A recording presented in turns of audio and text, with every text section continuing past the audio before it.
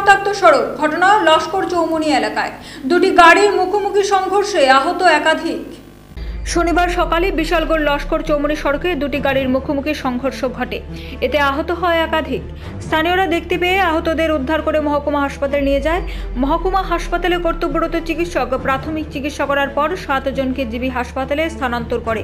বর্তমানে মৃত্যুর সঙ্গে পাঞ্জা লড়ছে 7 বছরের শিশুসহ 3 জন। ঘটনার খবর পেয়ে ছুটে আসেন বিশালগড় থানার পুলিশ। আজকে একটা অ্যাক্সিডেন্ট হয়েছিল লস্কর চৌমুহনীতে, একটা টিপার গাড়ি আর কমান্ডো গাড়ি। অনেকজন গুরুতর আহত হয়েছে। 7 জনকে রেফার করা হয়েছে জিবিতে, আর বাকি জন স্টেবল আছে।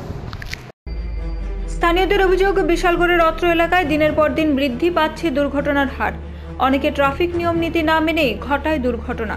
ট্রাফিক এবং পুলিশ প্রশাসন ও দুর্ঘটনা রোধ করতে কোনো পদক্ষেপ গ্রহণ করেনি, যার ফলে বহু মায়ের কোল হারাতে হচ্ছে বলে অভিযোগ স্থানীয়দের। আগামী দিনেও কি এ সমস্যার সমাধান হবে না, নাকি প্রতিদিন এভাবে মৃত্যুর প্রহর গুনবে, এমনটাই প্রশ্ন জনমনে। ব্যুরো রিপোর্ট, পাবলিক নাও।